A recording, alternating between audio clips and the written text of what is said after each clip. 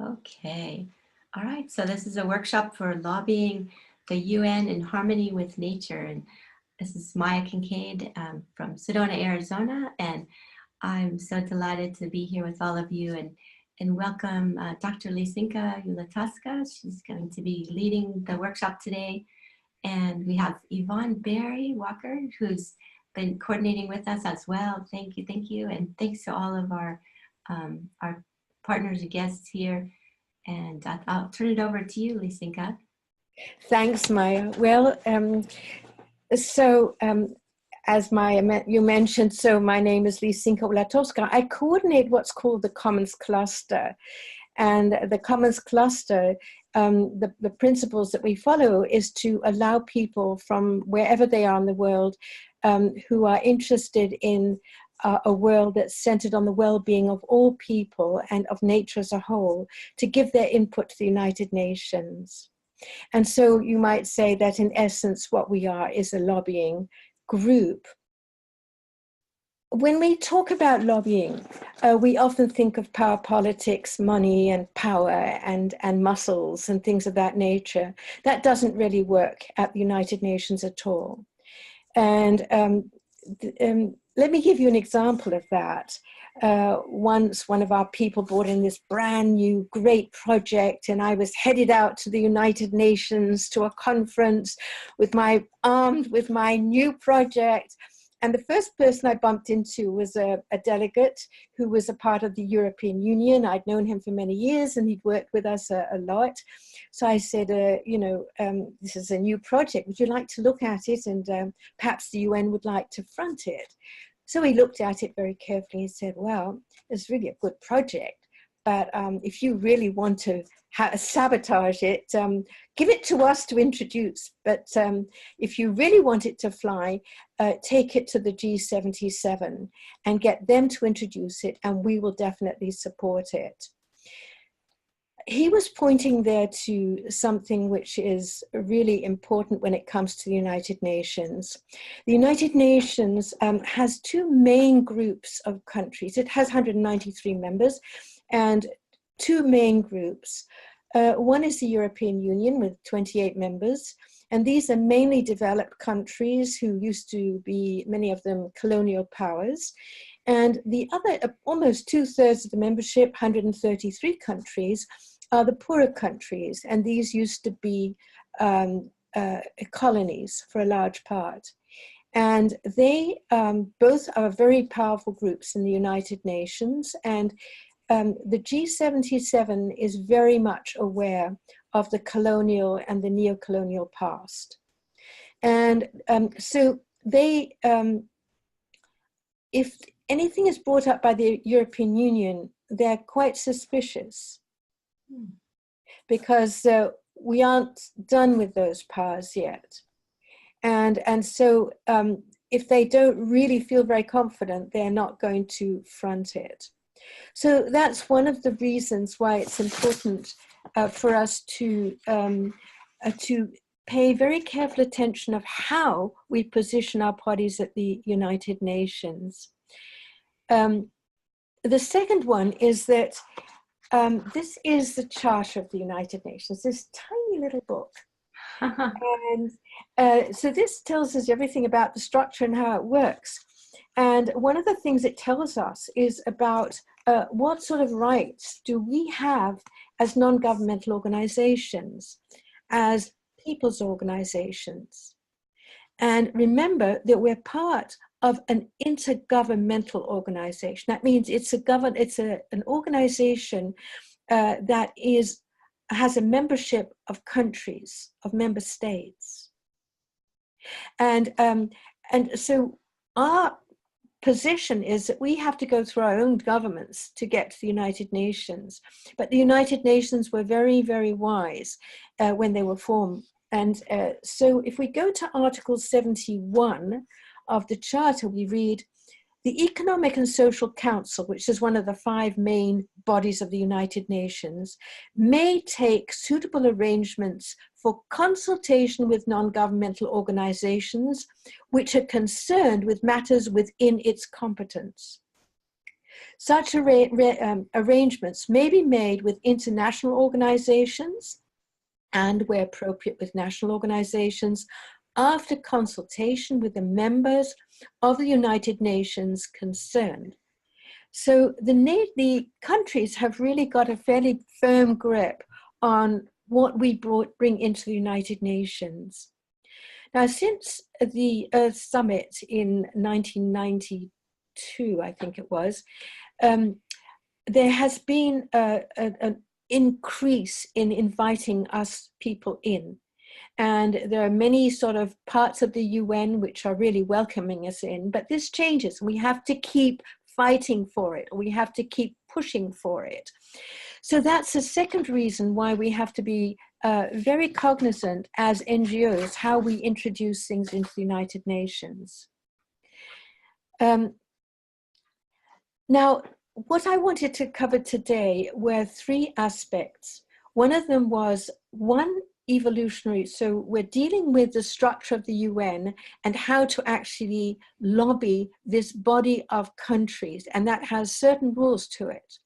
But underlying those rules are some very much more powerful rules than that. And those are the rules that are helping us as humanity to move to our next step. And these have been active within the universe since the Big Bang. And the first of these is the principle of unity. And if we think of the Big Bang, so a huge explosion and photons and all these things, you know, going in all directions. And then, you know, there becomes a part of all these things that begin to stand out a bit in tiny atoms. These are like little solar systems, beautiful elements of unity. And then these begin to make way more and more for molecules, which are another form of unity. Each has their own beautiful form, but these forms are a unity within themselves that really holds together because of these forces of unity that have formed within them. And this continues throughout the whole of the development of creation of plants and animals, and now of people. And so if we look at a human being, we find that within each human being, there are atoms, and these atoms are parts of this being that are held together, and where the principle of unity is very active. And so also the molecules that form the substance which make up our blood and bones, etc. And in fact, our whole body is held together in a shape because that shape is into a unity that is strong. So this whole question of unity plays very, very strongly. And I don't know if you've noticed it, but when you talk to another person and they might not be in agreement with you, you might be foreigners or whatever, but when what you say and how you say speaks to that unity, something can take place. And so in the whole lobbying process, where we have, you know, disparate countries and NGOs that may or may not be welcome, one of the principles that are very, very important in a lobby is that we introduce this whole dimension of unity. So let me just see if there's anything else I wanted to say about that. Actually, I've approached this whole question of unity and nature, that's really what we're talking about, from a very sort of theoretical, abstract, general perspective. But in reality, nature is talking to us all the time, to each of us. I don't know if you've watched your thoughts and then seen that the sun comes out and the whole timbre of your thoughts changes, and then it goes behind a cloud, and somehow there's the thoughts change as well. So we're in touch with unity all the time, and Maya, you as my partner, as partners, we have been working in the United Nations to bring in a much, much more subtle form of being aware of our communication with nature. And this is an aspect which we need to bring up, and if we can, which we need to include in our lobbying process, that nature talks to us as we lobby. And Maya, I was wondering, let me just say one other thing. I'm a psychologist myself, and so I've had to deal a lot with, you know, our relationship to the universe, because as human beings, we don't just, you know, evolve in our families and our communities and our religions and things like that. No, we are, each of us, a part of this whole global process that is becoming more and more diverse in all these wonderful forms. And so how we develop depends a whole lot on our connection with nature, and our connection, our umbilical cord with nature is intuition. And intuition speaks to us all the time through hunches and guts reactions and dreams.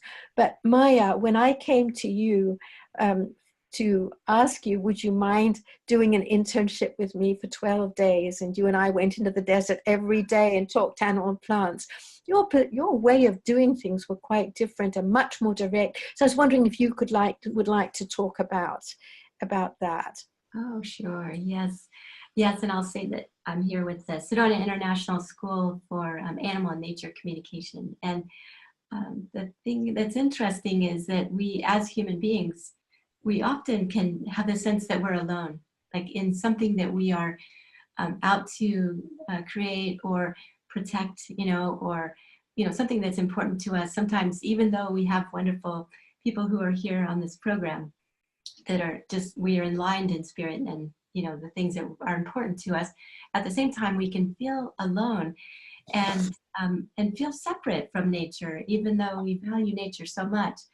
The thing that I've been learning over the years is that nature is behind us, and that we just, sometimes it's good to just pause and allow ourselves to remember that we are nature, and that nature is flowing and giving us wisdom and support all the time, you know, every moment of the day. And it can help us to feel more ease and more power in a way too, in whatever we're going about, you know, lobbying or whatever it is. And the idea that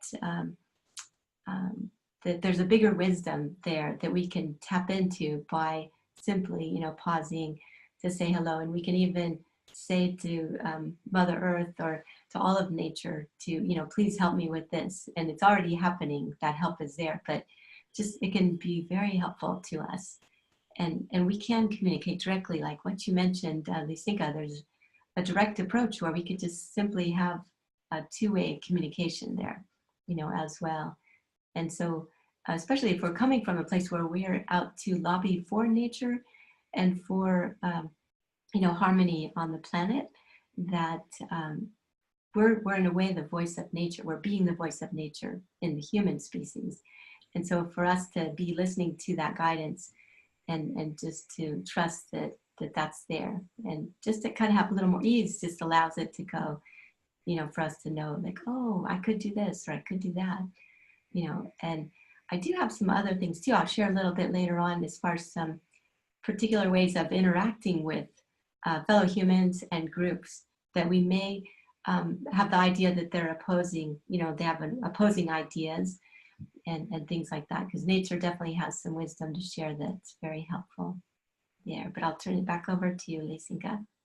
Thank you. Well, yeah, so this is really important. And I want to stress that what Maya is saying applies both to when we introduce things to do with nature, but it can apply to absolutely everything. And this morning when I spoke with Mother Nature, you know, I talked about the workshop, you know, and she gave me some very good pointers on that. I won't go into detail because I'm very aware that we have agreed, Maya and I, that we want to keep this under an hour. And so I want to stick with the issue. And so we've covered the first general principle. And I was wondering if we could just clarify that now, and have any points that come up for you, any ideas. And do notice that did each of you get the program? Yes. Mhm. And so you notice in the program, well, I tried to leave a little space between it. So while we're doing the workshop, just think about the principle, and then, you know, notice that, let's see, hang on a minute. Yeah, so the third point has all the different things we should be looking at, like how we formulate our project. So how are we going to apply that unity to that? How we plan, how are we going to apply that? How we present ourselves. So all these points here are things that we need to consider in terms of that principle of unity, talking to that very deep level within each human being that applies regardless of what we're lobbying for. So perhaps we can just open the floor. Maya, I'm so grateful. Managing things like time and technology and all these things that are so essential. Can you sort of keep an eye on the time here and let us know? Because we have now 2 more topics to cover. One of them is the second principle, and the other one is applying these principles to each of the aspects of the lobby. So, you know, we have quite a bit of room to converse and to ask questions and to think through what this topic means. So I'd say let's open the floor to whoever wants to talk. Well, one thing I have a comment, you know, as far as the unity, just to clarify, from what I'm hearing, it's that we're remembering that we're all one in a way, like that we have common interests and common goals and common concerns. And so coming from any project that we're going to present to the UN, or any, you know, any information, that we come from the idea that we're bonded and united in different ways, you know, as opposed to maybe coming from an idea that we're separate or different or something. Is that what part of what you're sharing? Yeah, absolutely, Maya, and that relates to let's look at here. So let's have a look. How we formulate our project, how we speak to the people, how do we address them, and how do we dress ourselves in a way that is connective and not alienating. So what do we wear? So all of these different aspects that we're going to be discussing, this principle of unity is really, really important, Maya. Thank you. Sure, yes. And I could give an example real quickly too of that unity. I was working with a student just a couple of days ago, and we were actually having a conversation, a telepathic conversation with a politician, and that we don't like what this person is doing with regard to nature. And so we learned some amazing things, that we realized that, well, we heard that he actually loves nature too, you know, but when it comes down to as far as what to do and different things like that, his ideas were very different. But the fact that there was that base of appreciation in nature, it was kind of like, look at this view, you know, this stunning view of these mountains and this beautiful lake. And that was like a revelation in a way, because it was like, oh my gosh, you know, at least we have this common love, you know, and this common connection with our roots and what, you know, like who we all are. And so that it gives us, my student and I, an entirely different perspective. Like our hearts were warmed a bit. We still don't like the actions that are being taken, but at least we know that we could be thinking that this person doesn't care about nature, but that would be incorrect. And then we're coming from a place that's you know, of battle in a different way, you know.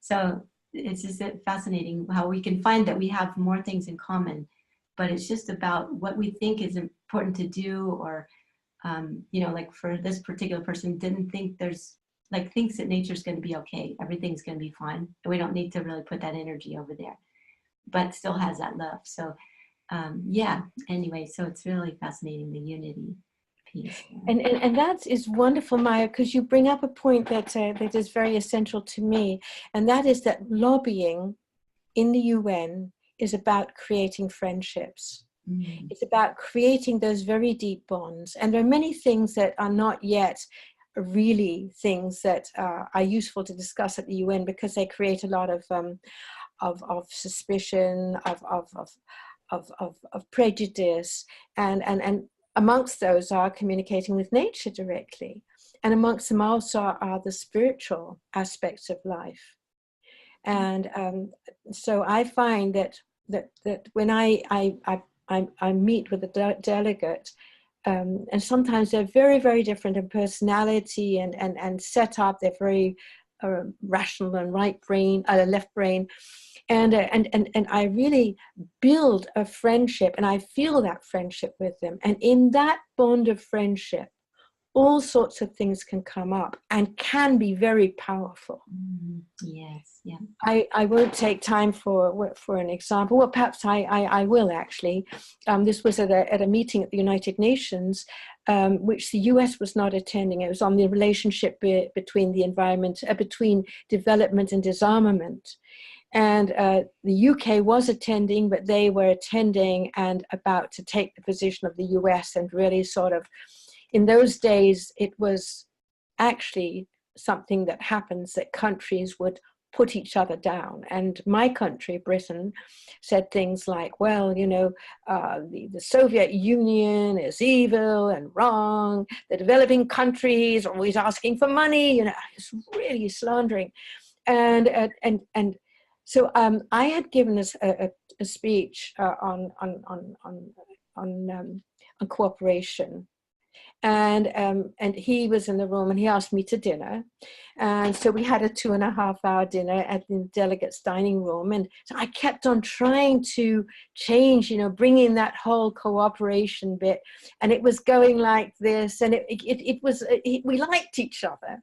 But it was one of these conversations, which yes, but type of conversations. And finally, I just got so exasperated.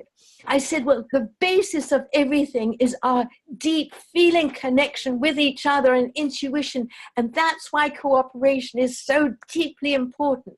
Anyway, the last meeting took place, and everybody it's going to be adopted by consensus. And if there wasn't a consensus, this whole meeting was going to be off the books.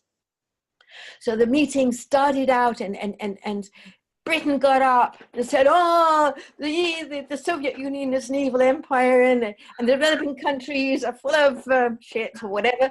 Anyway, and then at the end, he said, but the UK goes along with this whole resolution in the name of cooperation. So you know, this was one of the things that came. He took my point as an excuse to do what he was probably going to do anyway. But it shows you that you do actually make an impact. And sometimes, you know, even with the most unlikely types of conversations, you know. So anyway, that was an example of that. But do any thoughts come to any of you about the whole question of applying unity to the lobby? And you can just look at some of the types of things we're discussing. For instance, how we formulate our project, how we plan, how we present ourselves, what we bring to the UN, how we approach a delegate, etc. Is there anything that comes to mind, just so that, you know, you're actually thinking along? Well, this is Yvonne Berry, and I just wanted to continue the sweet and important story you shared with the delegates. Most recently, I was at a high-level 3-day working group at the UN, and a similar discourse came into play. The session was going along smoothly for the first 2 days, and it almost seemed as though we were going to leave early and not continue for the last half of the day and a half. What happened, there came a deadlock. And that deadlock was a confusion for the audience, for the delegates. And 6 o'clock on that Tuesday, the session was continuing. And so I had to leave for another appointment. And as I walked out, I had the unusual opportunity to maybe eavesdrop a little bit on a conversation that the G77 was having amongst themselves. And there was a real passionate need to be heard. And they collectively had expressed that they were not being heard by the UN and EU, that they were being a bit bullied. And they felt like needed to have a voice. And so the next day we were sitting there, and it's about 4 hours into the day, or maybe even the afternoon, and nothing's concluded. And one of the delegates from the EU countries, I won't mention who, came over to our sitting areas where the NGOs and groups were sitting, and he had asked, "What do you think is going on? Why is this happening?" And I sheepishly had shared with him that I overheard what they had, that they potentially felt that they weren't being heard, and that they were being bullied a little bit by the EU in America. He left. He had a discussion. He came back, asked another question, follow-up questions from me, and literally within an hour and a half, everything was resolved. There was 2 words that were changed to the description of the initiative, and those 2-3 words were meaningful for I assume, the G77. So that's a small misunderstanding between the delegates, I would like to think had a big impact. And to summarize with that, because it was one of my first experiences and my meeting and speaking with the delegates, that many of them don't speak to each other, even those within their own G77 or other countries. And I had the opportunity to speak with Netherlands, who had a very big interest in the in a particular issue. And when I spoke with Uganda, she had the same particular interest. And so, which is a great opportunity for us as a lobbyist, because that's the conversation we brought, we would have the opportunity to bridge those 2 relationships to create a coalition and hopefully, share our own message. And I hope we could do that in the near future. So that was my contribution. Beautiful, wonderful, Yvonne, wonderful story. And you know what? It leads right into the next next topic and the next evolution. And that goes on to building unity, but it has to do with building unity in community. And what we find is that in nature, all these different life forms, they form ecosystems, communities of plants and animals that are self-sustaining, which each gives a little of themselves and receives from other species. So the whole process of cooperation, building unity, is a part of that system. Now, if we look at how this pertains to the evolution of human beings, we go right back to when we were tribes, and then we see how a tribe actually has a form very much like the human body, which is sort of a council at the top, and then the members of the tribe are connected to this council. So we begin to see a form of community which doesn't just exist like this amongst human beings, but in all sorts of animal situations. And but I'm going to stay with the human beings. And so what we find is that these tribes developed into city-states. The city-states divided into states, and then these states eventually developed into organizations, intergovernmental organizations, that is, organizations between states. And what we see that between each development, there is a period of chaos. And again, this comes from chaos theories. There are many, many examples of how this happens. But an example that actually happened in history was as the United States moved from being separate states and was not yet one country, not one federal government yet. There was one of the most bloody wars in the whole of history. And now the United States has a head. It has a federal government. Whatever we think about it and however we feel that it is or not developing well at this moment, but it does. And one thing that this federal government does is to make it absolutely impossible to imagine that two American states would go to war with each other. And something similar is happening in the European Union, despite the problems that there are with Brexit, etc., and other hardliners who are now in power. France and Germany were at opposite sides in 2 world wars. And now they're buddies. We can't imagine France and Germany going to war together. So when I look at where we are right now in our development, it's clear that we are partly formed, just like the United States was when it was still a confederation. And we're moving towards becoming a whole system which is stable in its unity.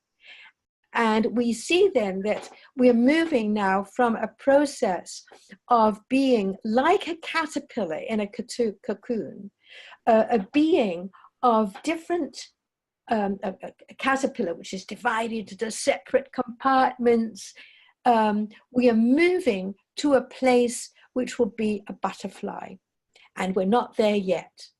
The cocoon is being created by all these different communication systems, other types of systems, trade, and all these other types of systems that are coming about. And this process to becoming a global community, which consists of a head or a governance body, and then all the people and nations, etc., connected to it, has been happening for a long time. And in fact, although the UN was formed in 1945, parts of the UN that are now part of the system were already formed in 1865, the World Postal Union. Just imagine, this is a part of the UN that really works well. I mean, you send a letter, you pay for a stamp, and you expect it to get to another country. Well, all that organization that has to go on between all the countries in the world, how much is a stamp going to cost, how much time is, etc., etc. All this is dealt with by a part of the UN, which is very successful. Also, the International Telecommunications Union was set up in 1885. That now deals with the internet, for instance. Well, international telecommunications is working quite well. We have a governance system there that seems to work.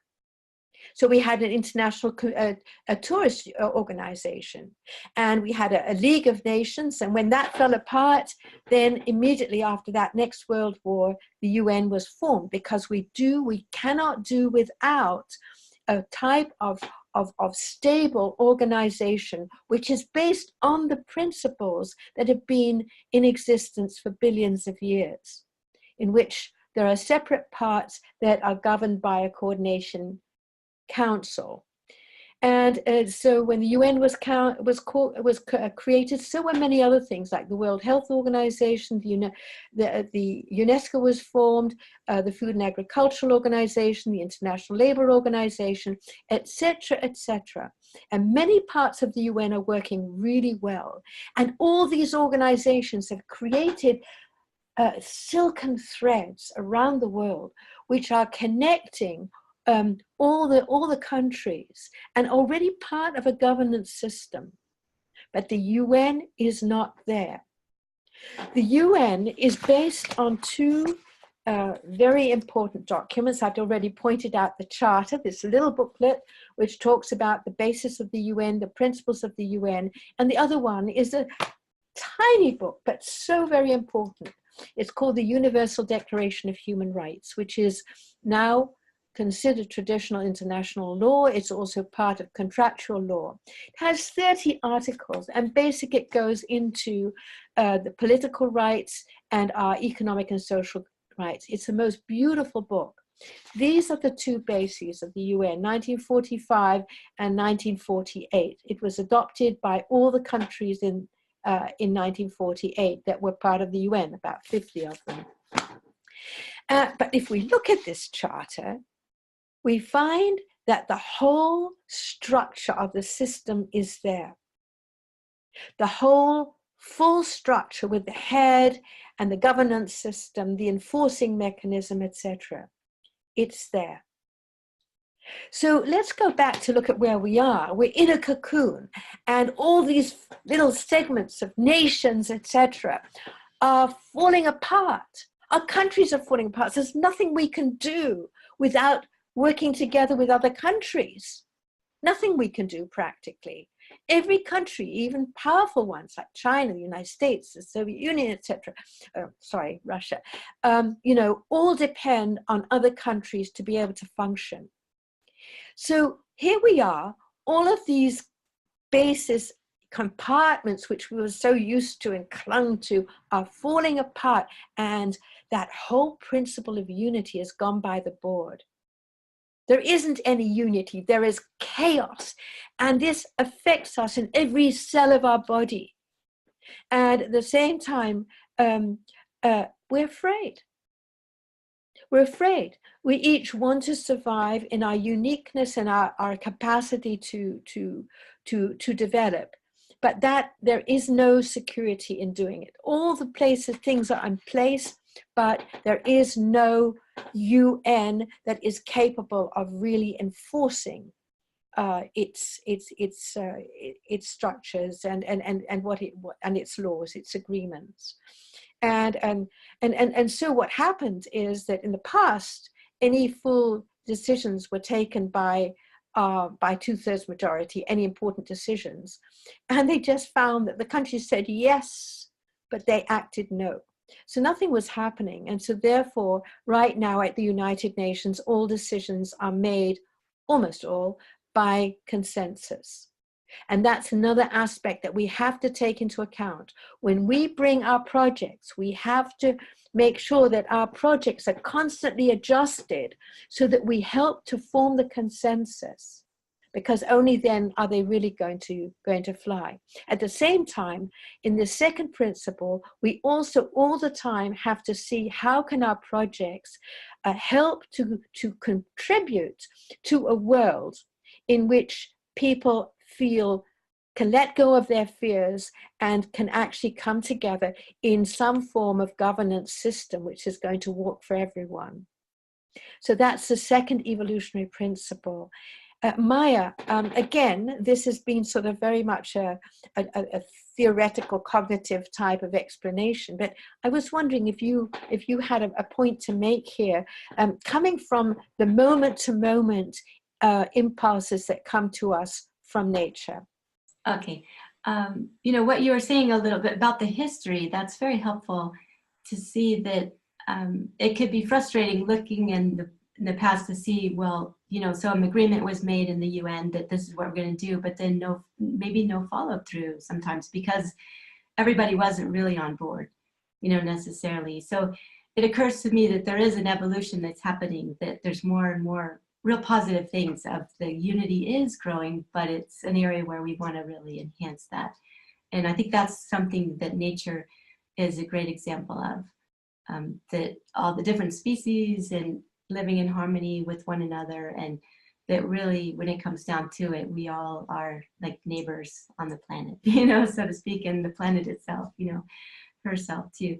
So, but coming from that perspective of agreement, partly to the thing that I'm hearing often with my communications is that there are different viewpoints, and there's the fear that we tend to have, the humans have, but nature doesn't occur to have that fear a lot of times. And so there's this kind of a sense of that a bigger wisdom there that we can tap into, and that we can bring to the concerns that we have from country to country, as we are working on coming to agreement of how do we put these things into practice, within the UN, and that we can actually have in action in all the countries of the world, with listening to harmony with nature. Yeah. Well, that really ties in very much to a film that's being made right now by, I don't know if you know the eminent biologist, Fritjof Capra. Uh-huh.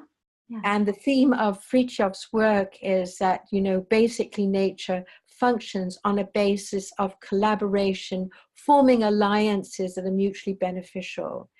And so that, but then, you know, if we look at our way of seeing nature, we see the fight for the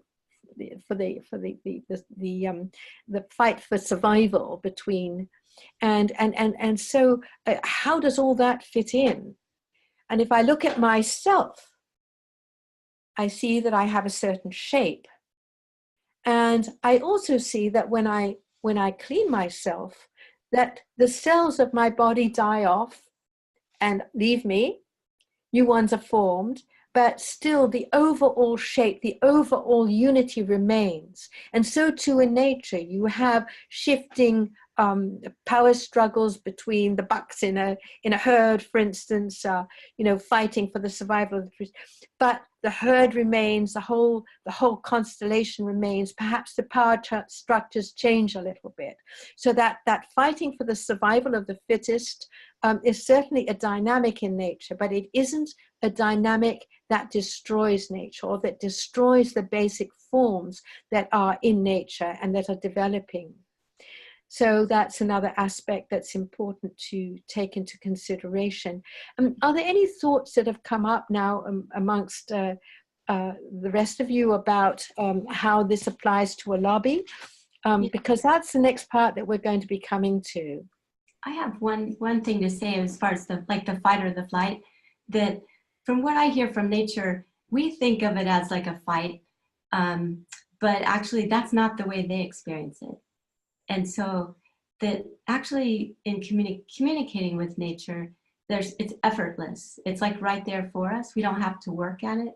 And so a part of it is being there, having the interactions, sharing the point of views, learning, having an open mind to open heart, and then that things can happen with less effort. And that actually if we're in the fighting mode, that it actually can really block our progress, you know, and what we would like to achieve or, you know, have an outcome in. Thanks very much, Maya.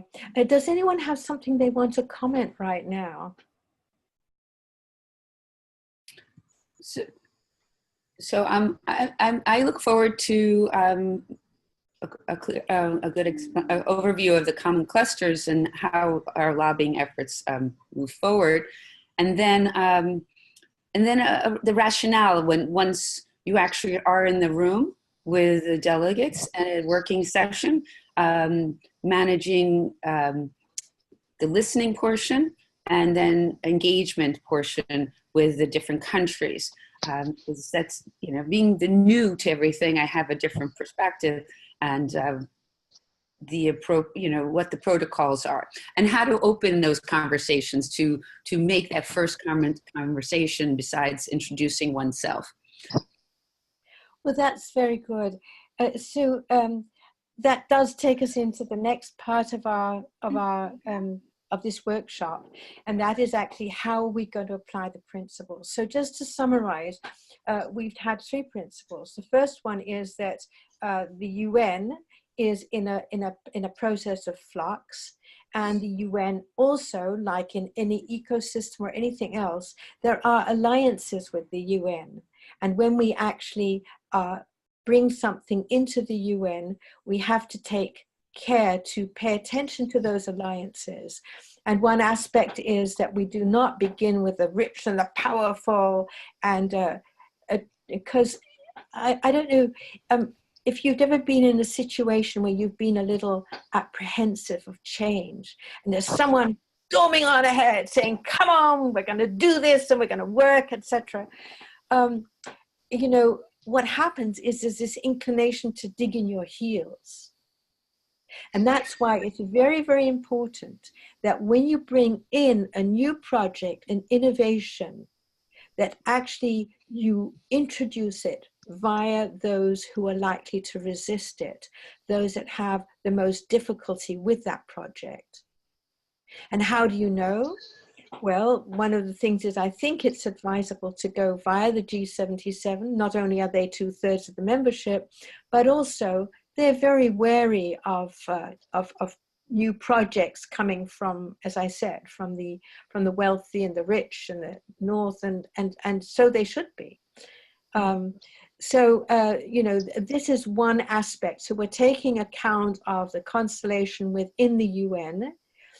The second aspect has to do with when we bring in things, how can we bring in this whole concept of unity? And when we go through the points that we have on our program, let us look at that and see how the unity plays out. Let's also look at how the fear, the chaos, and the inability to implement agreements also works out, and how we can deal with that in our work. So you have in front of you your program, and on that you have the various points that we'll be discussing. And so the first one is how are you going to prepare your project? You're at home, you know you have a really great idea that you want to bring, and how are you going to actually formulate that project? That's the first point that we want to just look at. So how do we formulate the project? Are there any thoughts about that? Lysinga? Yes. We have a question as well too. So. Oh, okay. Yeah. Actually, Dulce, if I'm pronouncing your name correctly, yeah, please go ahead if you want to ask the question you had or any comments.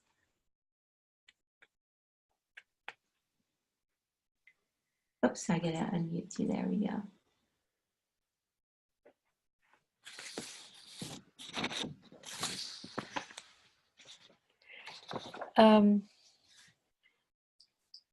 Okay. I see that a new person has joined us, Dulce. Yeah, and welcome. So if you have something to say, you're very welcome, and please do come out with anything you'd like to bring up. We might be having trouble with the mute. So go ahead though, Lysinga, for right now. And then Dulce, when we can hear you, then feel free to comment. Can you perhaps lead Dulce? Because I know before you all got on, Maya took me by the hand and helped me to make sure all my sound equipment was working. So this is just a general hazard, I think, that many of us have. So is there any way you can find ways in which... I'm seeing Dulce, I'm seeing you as muted right now, so. Yeah, he found the toolbar in the bottom. Mm-hmm. Yeah, so it's down in the left-hand corner. And okay, there you go. There we go. Yep. All right, thank you, Yvonne. Okay, yeah, Dulce, if you have something you'd like to say, please do. Oh, what I'm asking is that the UN Charter, you understand me? Yes, yes, uh-huh.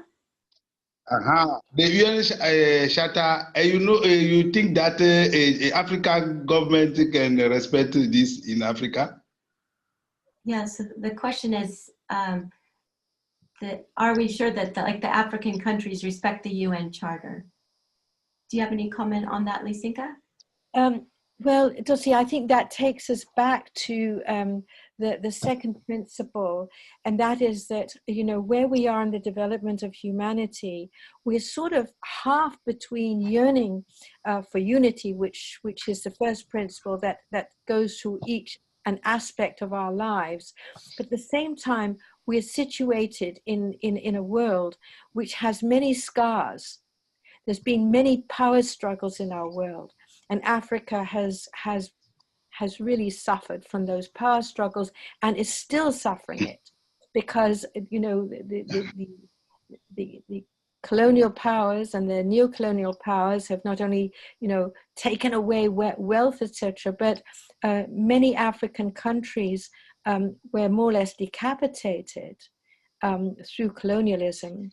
And so the structures are not available to help to govern the country, and the boundaries that were created were very sort of straight boundaries that had nothing to do with the natural relationships between peoples in Africa. So Africa has suffered greatly at the hands of a number of colonial, neo-colonial countries. And I can imagine, and I'd be much surprised if there wasn't a whole lot of fear and anger and distrust of an organization where there are also these developed countries and that have caused these problems.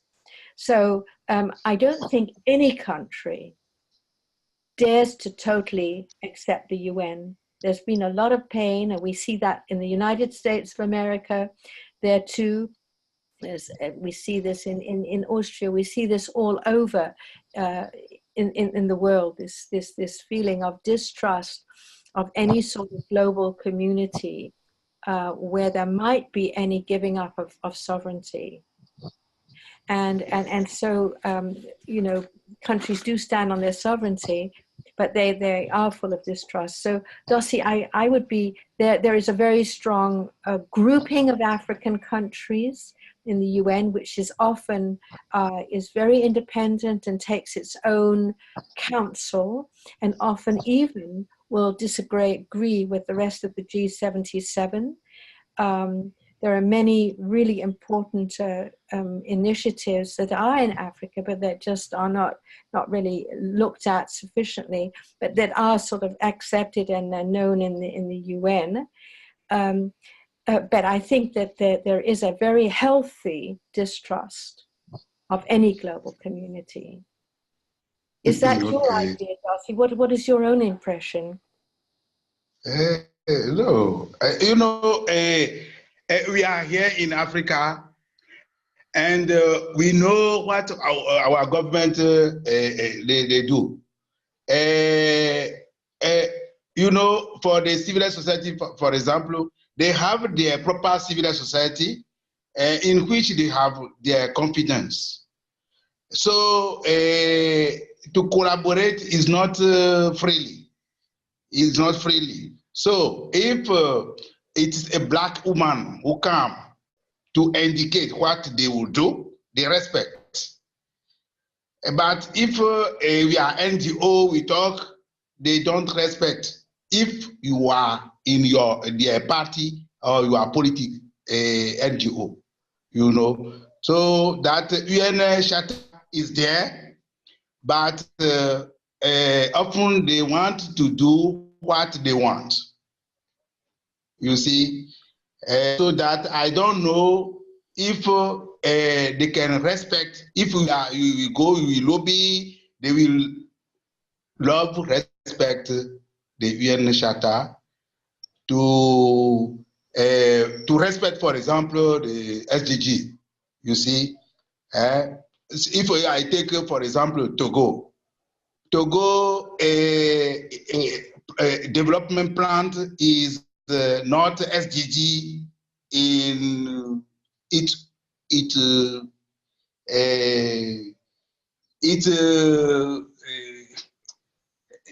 what can I say? It's not SDG. They have their own plan. You see, but SDG is international. It's something everybody must do to leave no one behind.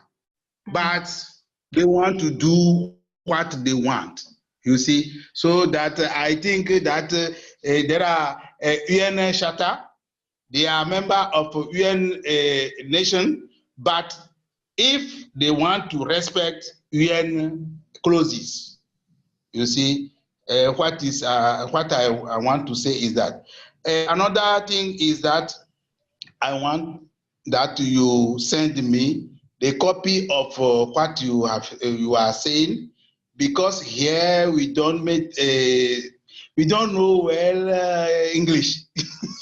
We are French country, so you send me the feedback of what you have, so we can read and learn more.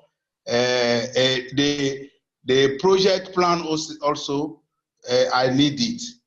Mhm. Thank you very much. Thank you very much for. Yeah.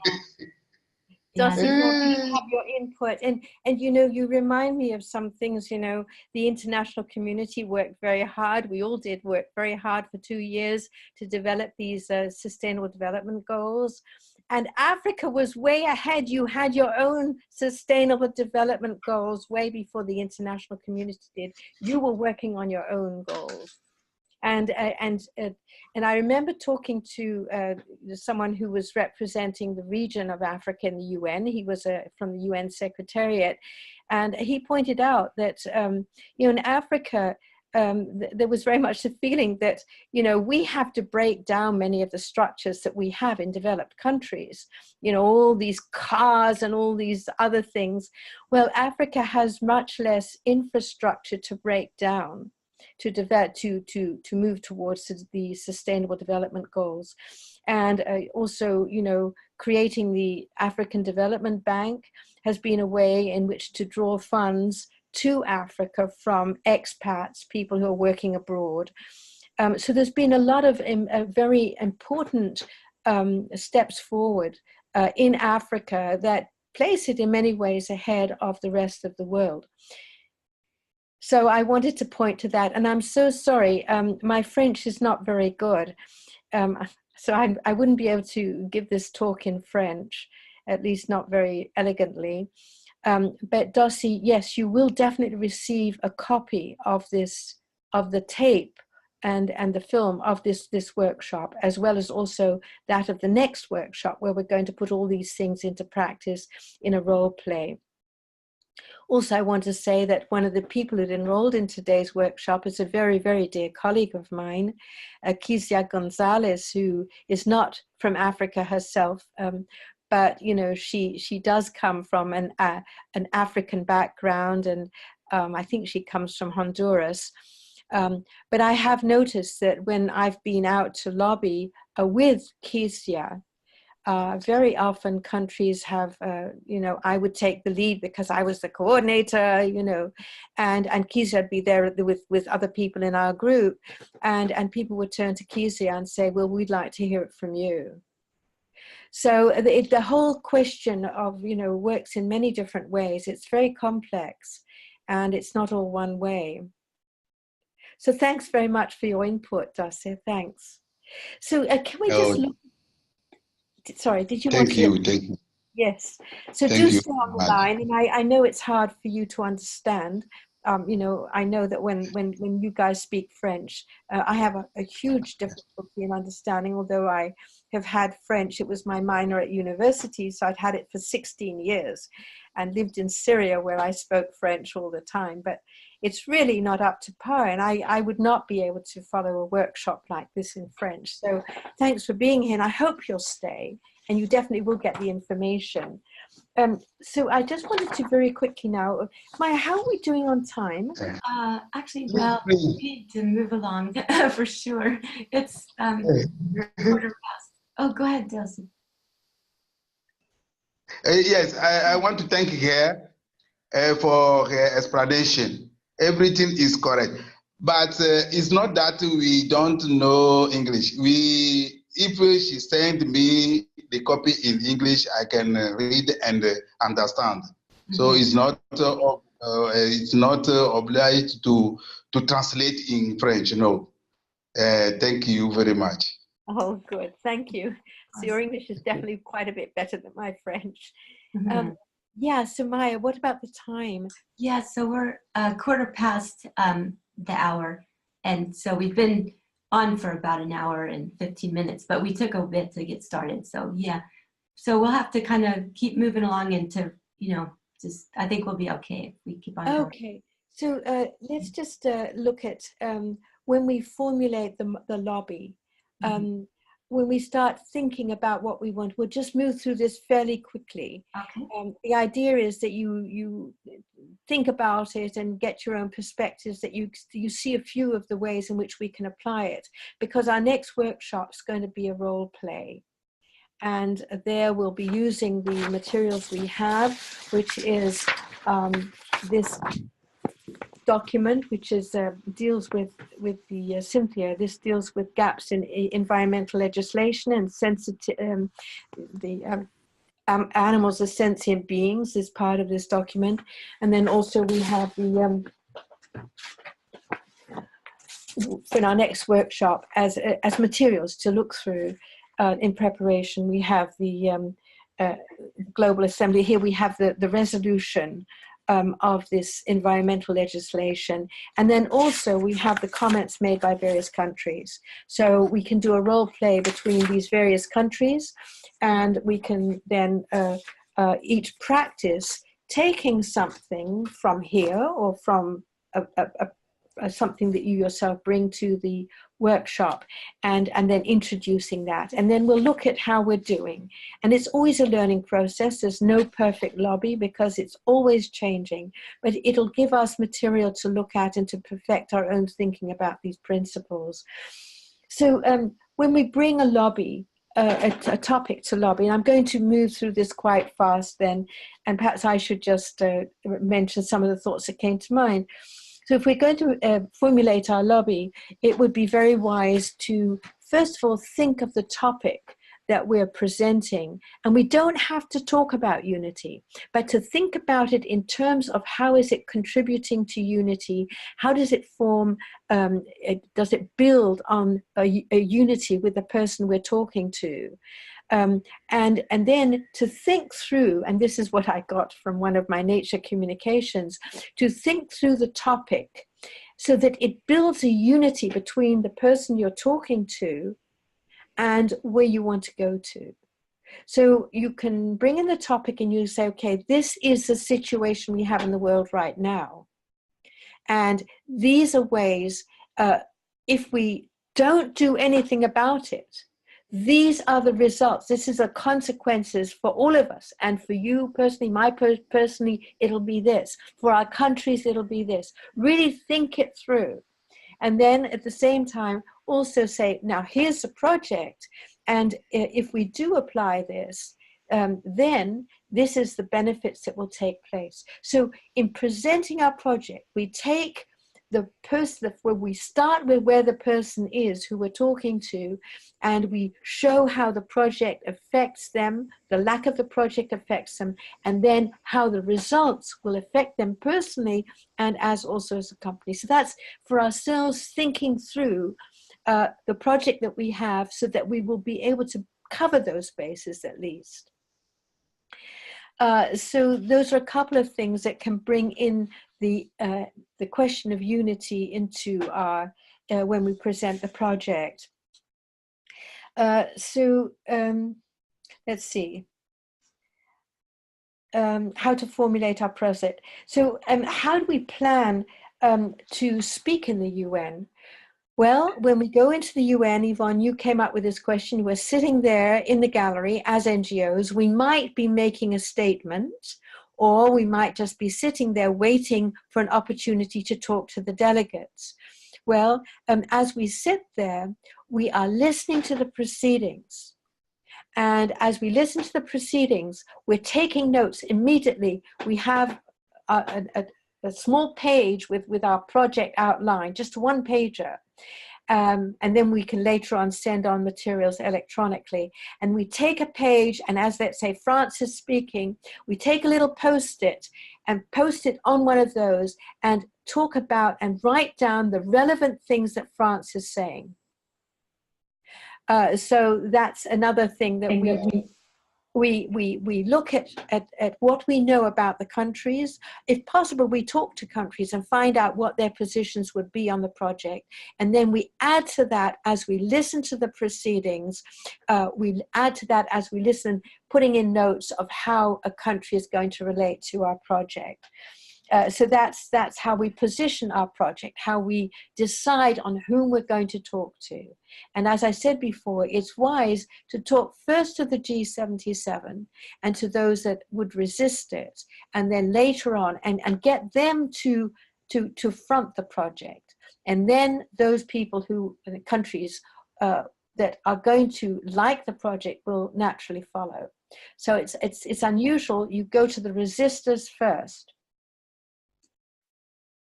So that's how we plan to position the project in the lobby. How do we present ourselves physically? Well, I'm looking at Maya and I'm seeing how beautifully you're dressed. And I'm looking at myself, and I hope you all notice how beautifully I am dressed too. In my suit. I put it on especially for today's lobby, and how different, Maya, when you and I were trudging together in the Sedona high desert with our shorts and our boots on and our hair blowing up in all different directions. When we go to the UN, it's very important to be dressed in a way that is neutral. Because if we look at the countries are coming to the UN, and as Dulce, you pointed out, countries come there with their own languages. And many of the countries speak English or French as a second language. So they're speaking a foreign language. They come into a country of 193 countries, which all have their own cultures and their own ways of thinking about things, their own ways of communicating. So a country is coming to this situation from an atmosphere of this caterpillar in chaos. They're coming with the chaos in their own country. We've got to change the environmental legislation. Oh my God, are we going to do about trade? Oh my goodness, there's climate change happening and our country is being inundated. Oh, there's hunger and there's all sorts of revolt in my country. And I need to bring it to the UN. I need to get help. Whether you're the United States, China, or Russia, or another country, all of us come with our concerns to the United Nations. We are in a state of tension. We've got to make things work. And we come there. So we're confronted by an NGO, and it's very important to be seen as being correct politically as a country. And how do we do that? We do that by aligning ourselves with people that look as if they have something to offer.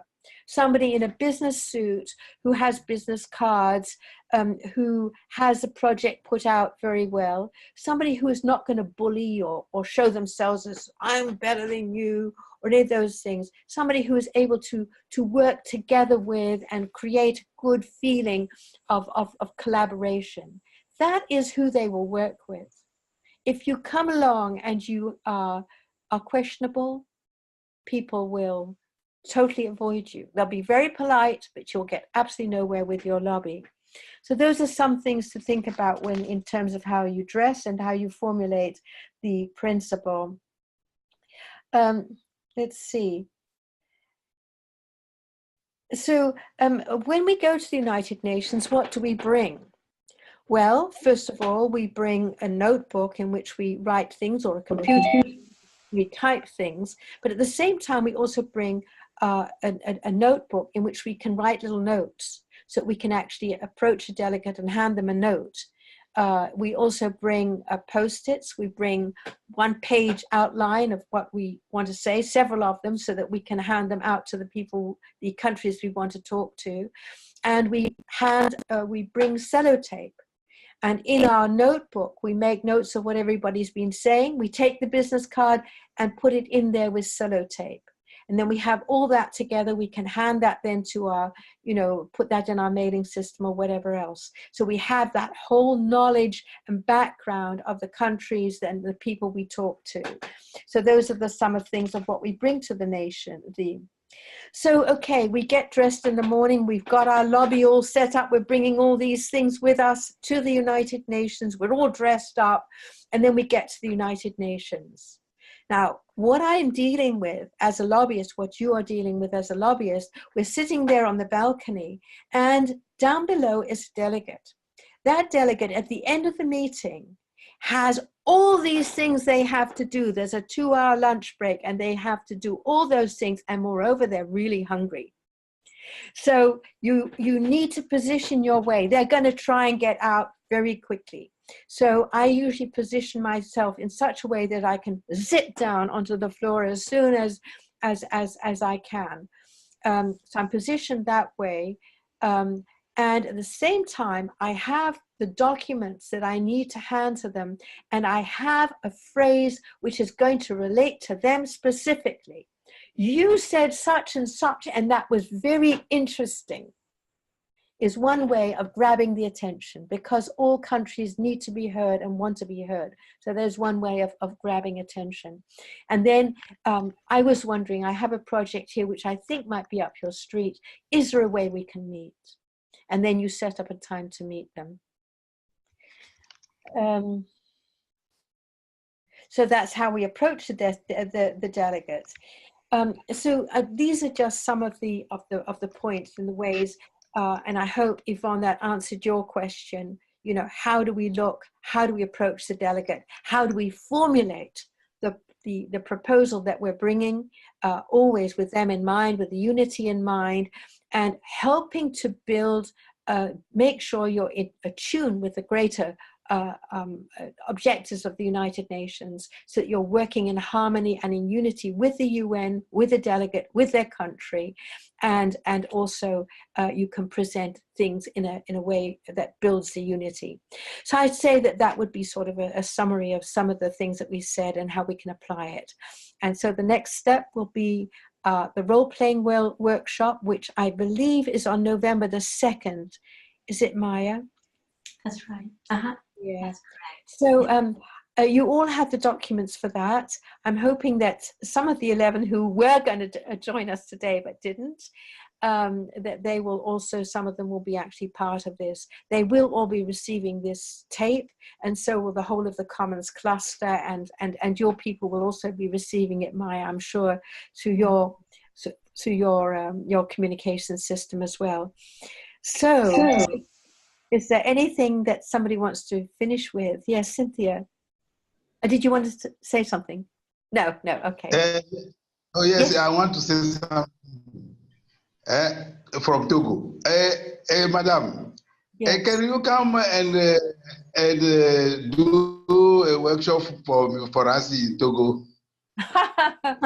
Well, if there's enough people who want to do it, I'll be there as a shot, Jose. I really would. The only thing is, if I have to do it in French, well, I would do it in French, but you would have to bear with me because my French is not good. Or maybe someone could translate. Yeah, well, I should be able to do it in French, quite honestly. I mean, I'll practice. I will have a traductor.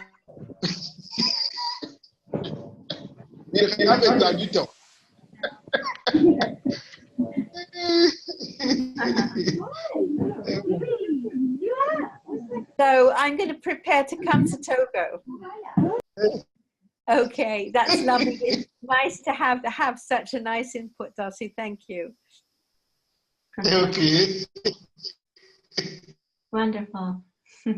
Would you like to wind up, Maya? I've already wound up my part. Would you like to wind up your part? Okay, yeah.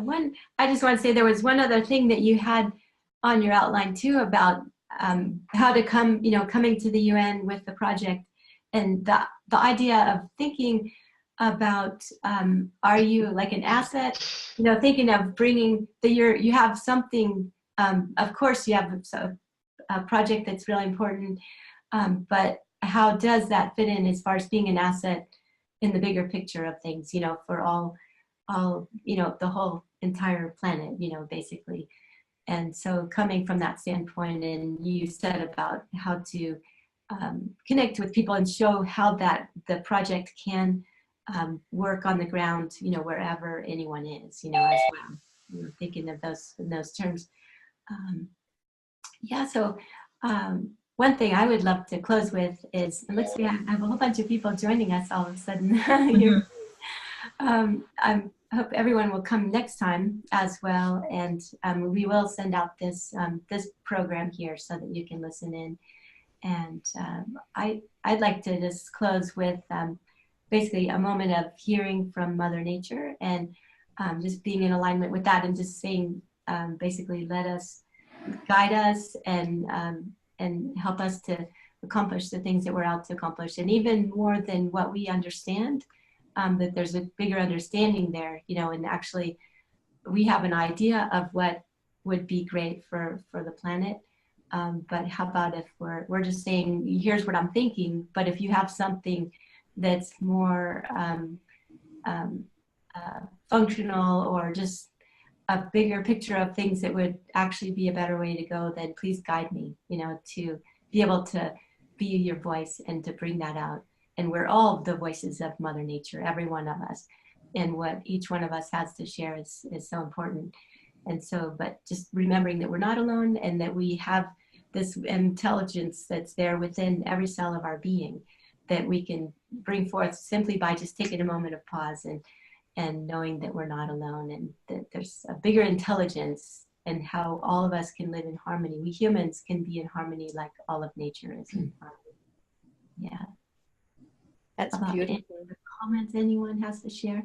I just wanted to say thank you so much for the workshop. And I really thought that especially, well, the whole thing, but particularly I love these sort of tools and guides. I feel like I'm like ready to go out there with them. So, and I'm sure it probably varies how receptive various delegates are to the approach, but I think, you know, it really, you just explained it in a very accessible and user-friendly way, just as we should probably present our thoughts when we're speaking to a delegate. So I really appreciate that. So just thank you for letting me be part of it. Oh, thank you, Cynthia. Thank you. Yes, wonderful. Thank you, Cynthia.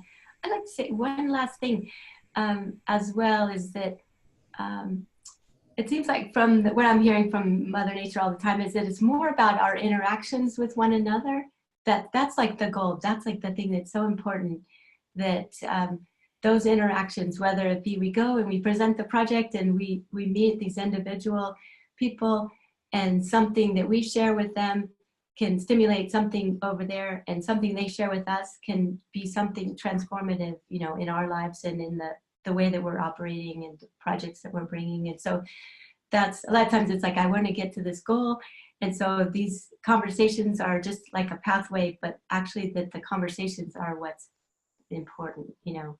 And so our interactions together as human beings and learning from one another. Yeah.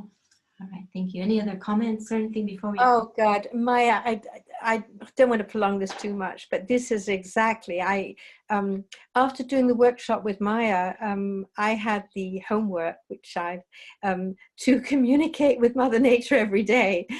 And my husband said to me, yes, you know, are you doing your meditation? And don't forget, you know, to get the direction of how we need to do it. And Mother Nature said to me, don't forget to give ample room to everybody in the workshop so that they can express themselves, because what we're doing is not only communicating together, we're also building threads between us which are going to be functioning.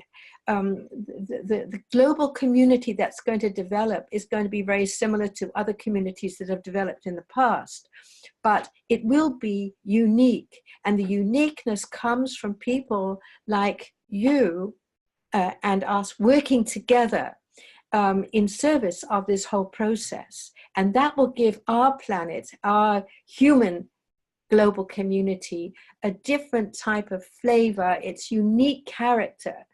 And we are the ones, as we talk about these things, as we help to build up the humanity into the next phase it's heading for, we are providing this special character. And that will be done as we move apart and all go our own ways in our own different surroundings. So Mother Nature said, make sure that everybody is really on board and understands what you're saying. So thank you, Maya. That's exactly what I got this morning. Yay, perfect. Yeah, I ask nature for everything. My cats, I'll say, hey, how do I send this email? You know, whatever it is, we have the support. And just our interactions are wonderful. Thank you so much, each of you, for being here. Thank you so much too. Yeah. Yes, thank you. Okay, look forward to seeing you next time. Yeah. All right, bye. Have a good day, everyone. Bye-bye. Bye.